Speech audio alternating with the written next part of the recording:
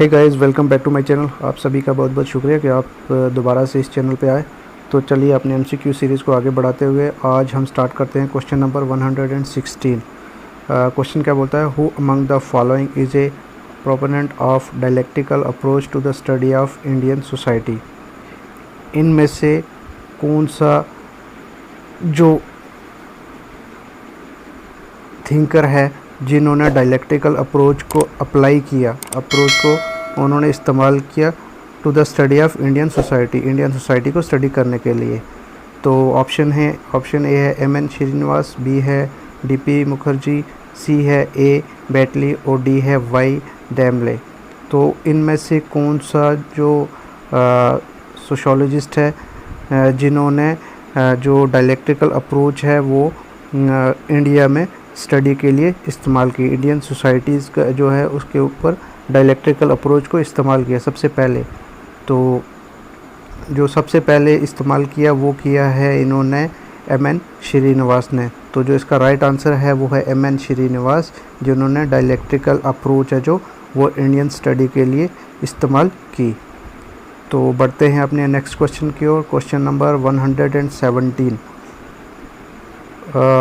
Question क्या बोलता है, which techniques are qualitative data collection is followed by the researcher to understand people and their behaviour through direct focused and non verbal interaction in their natural setting. इनमें से कौन सी techniques है जो qualitative data collect करने के लिए इस्तेमाल करता है रिसर्चर, किसके जब वो अंडरस्टैंड करता है पीपल को, उसका बिहेवियर कैसे डायरेक्ट फोकस करके और नॉन वर्बल नहीं, बातों से नहीं, नॉन वर्बली रिटर्न भी हो सकता है। तो interaction in their natural setting, जैसा कि जब कोई रिसर्चर है वो कौन सी टेक्निक का इस्तेमाल करता है डाटा कलेक्ट करने के लिए, कैसे नॉन वर्बली और फोकस करता है उन पे जो भी हमारा जो सैम्पल्स होते हैं या जो भी डाटा कलेक्ट करते हैं जहाँ पे भी, तो उस टाइम हम कौन सी जो टेक्निक्स है जो रिसर्चर है वो कौन सी टेक्निक्स अप्लाई करता है या इस्तेमाल करता है। तो ऑप्शन है ए इंटरव्यू, बी है ऑब्जर्वेशन, सी है केस स्टडी और डी है ऑल ऑफ द अबव। तो इंटरव्यू है जो उसमें क्या होता है, इंटरव्यू रिटर्न भी होते हैं, वर्बली भी हो सकता है और लॉन्ग टाइम शॉर्ट टर्म भी हो सकता है, एंडेड भी हो सकता है और ओपन भी हो सकता है। ऑब्जर्वेशन होता है कि किसी चीज़ को ऑब्ज़र्व करना उनके नेचुरल सेटिंग में, बट वहाँ पे बिना उनको बताए हुए हम जो भी सैंपल लेते हैं, डाटा कलेक्ट करते हैं, बिना उन लोगों को बताए हुए कि हम आपका डाटा ले रहे हैं, रिसर्चर अप्लाई करता है, ऑब्जर्वेशन करता है, उनको ऑब्ज़र्व करता है, उनके एज़ इट इज़ जैसे वो हैं उनको बिना बताए हुए उनको अंडरस्टैंड करता है। सी है केस स्टडी। केस स्टडी क्या हुआ, कोई भी केस है उसको स्टडी करना, उसके रिलेटेड जो भी हमारे में रिटर्न है या कुछ भी है उनके रिगार्डिंग डाटा है वो उसको स्टडी करते हैं। और ऑप्शन डी है ऑल ऑफ द अबव। इन जो ऊपर जो तीन ऑप्शन है उनमें से जो सारे हैं। तो जो इसका राइट आंसर है वो है ऑप्शन ए इंटरव्यू। इंटरव्यू में क्या होता है कि नॉन वर्बल होता है और उसकी जो नेचुरल सेटिंग है जो उसमें एक रिसर्चर जो बिहेवियर है वो कलेक्ट करता है। तो जो इसका राइट आंसर है वो ऑप्शन ए इंटरव्यू। गाइस, वीडियो को एंड तक देखिए और जो न्यू व्यूअर्स हैं वो चैनल को सब्सक्राइब करें और हो सके तो बेल आइकन को ज़रूर दबाइए और लाइक कीजिए और कमेंट्स करके बताइए कि वीडियो कैसी लगी आपको। तो बढ़ते हैं अपने नेक्स्ट क्वेश्चन की ओर। Question number 118। According to Karl Marx which of the following are elements of the force of production. Karl Marx के अकॉर्डिंग इनमें से कौन से एलिमेंट्स हैं जो फोर्स ऑफ प्रोडक्शन है। तो ऑप्शन ए है टेक्नोलॉजी एंड कैपिटल, बी है capital labour and technology, C है साइंस एंड टेक्नोलॉजी और डी है capital labour science and technology.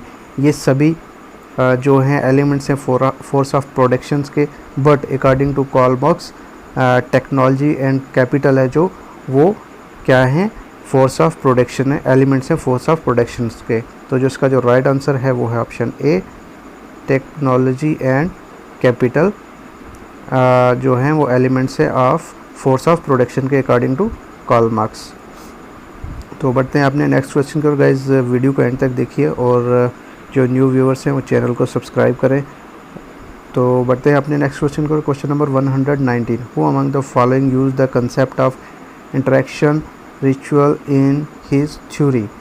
इनमें से कौन सा थिंकर है, सोशोलॉजिस्ट है, जिसने कंसेप्ट इस्तेमाल किया अपनी थ्योरी में इंटरेक्शन रिचुअल्स? ऑप्शन ए है आर कोलिन, बी है एल क्रूजर, सी ऑप्शन है दुर्खीम और डी है एच बल्मर।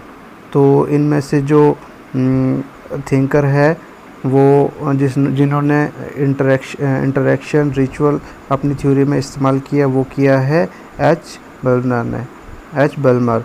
तो जिसका राइट आंसर है वो है ऑप्शन डी, एच बल्मर।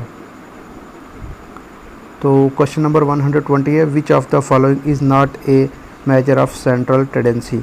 इनमें से कौन सा जो मेजर है, जो भी ये जो मेथड्स हैं इनमें से कौन सा नहीं है जो सेंट्रल टेंडेंसी को मेजर करता है? तो ऑप्शन ए है मीन, बी है मोड, मीडियन और ऑप्शन डी है स्टैंडर्ड डेविएशन। जो ऑप्शन मीन, मोड और मीडियम है जो ये सेंट्रल टेंडेंसी को मेजर करते हैं। तो ऑप्शन डी है जो स्टैंडर्ड डेविएशन, वो सेंट्रल टेंडेंसी को मेजर नहीं करता है। तो इसका जो राइट आंसर है वो है ऑप्शन डी, स्टैंडर्ड डेविएशन। तो बढ़ते हैं हम अपने नेक्स्ट क्वेश्चन की ओर। Question number 121 which of the following is not a feature of association?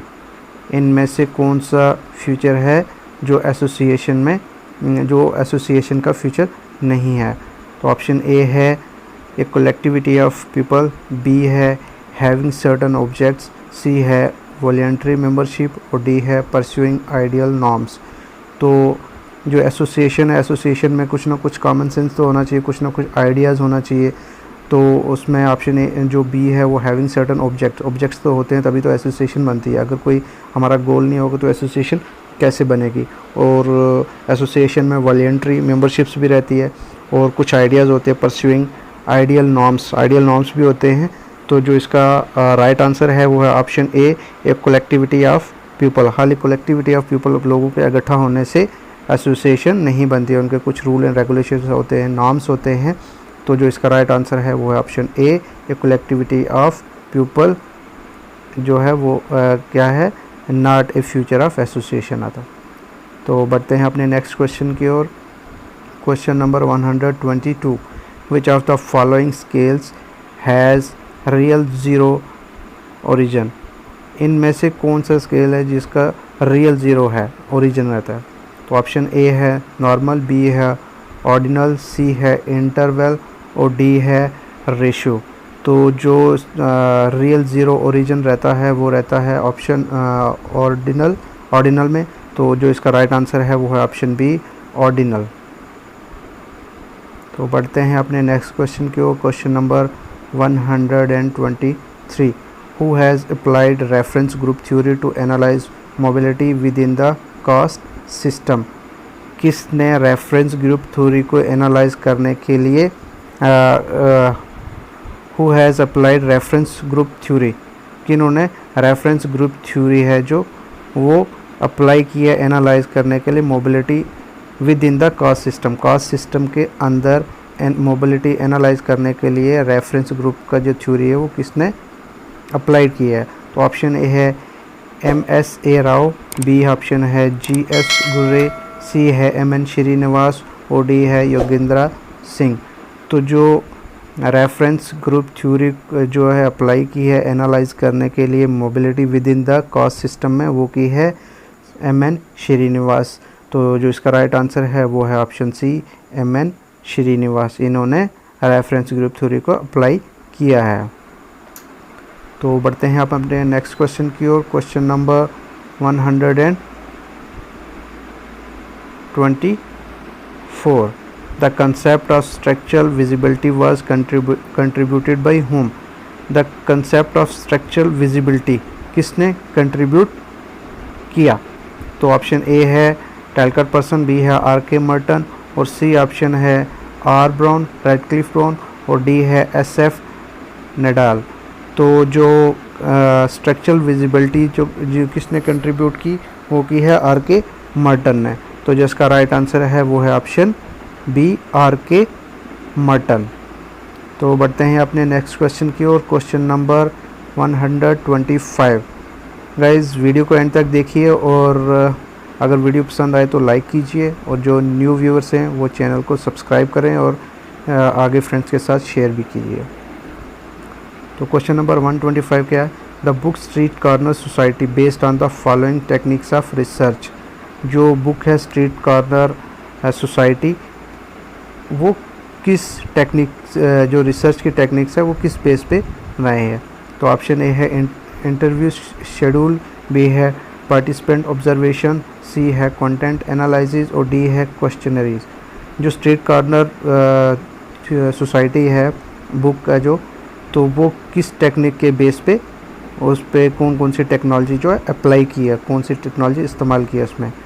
तो इंटरव्यू शेड्यूल्स आ गया ऑप्शन ए, बी है पार्टिसिपेंट ऑब्जर्वेशन, सी है कंटेंट एनालाइज और डी है क्वेश्चनरी। तो इसमें जो टेक्निक्स अप्लाई की है रिसर्च में, तो वो किया है पार्टिसिपेंट ऑब्जर्वेशन। तो जो इसका राइट आंसर है वो है ऑप्शन बी, पार्टिसिपेंट ऑब्जर्वेशन।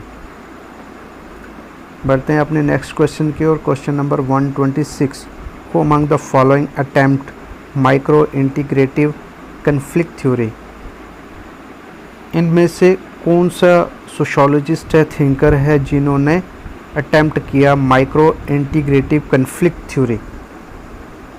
तो ऑप्शन ए है डेरेंडॉर्फ, बी है क्लूजर, सी है कॉलिन और डी है मार्क्स। तो जो इसका राइट आंसर है वो है ऑप्शन सी, कॉलिन, जिन्होंने इन micro integrative conflict theory attempt किया। तो बढ़ते हैं हम अपने नेक्स्ट क्वेश्चन की ओर। Question number 127, which of the following pairs is not correctly match. इनमें से कौन सा पेयर है जो करेक्टली मैच नहीं हो रहा? तो ऑप्शन ए है ऑर्गेनिक सॉलिडेरिटी, वो इमाइल दुर्खैम ने दी थी, ऑर्गेनिक और मैकेनिकल, तो ये राइट है। बी है पैटर्न वेरिएबल, पैटर्न वेरिएबल में AGIL आता है, तो वो दी थी टैलकट पर्सन, ये भी ठीक है। लुकिंग ग्लास सेल्फ, CH कूले ने दिया था। और ऑप्शन डी है जो इंडिविजुअलिस्टिक फंक्शनलिज्म, RK मर्टन, जो है वो इनका नहीं है। तो जो राइट आंसर है वो है option D, RK Merton individualistic fundamentalism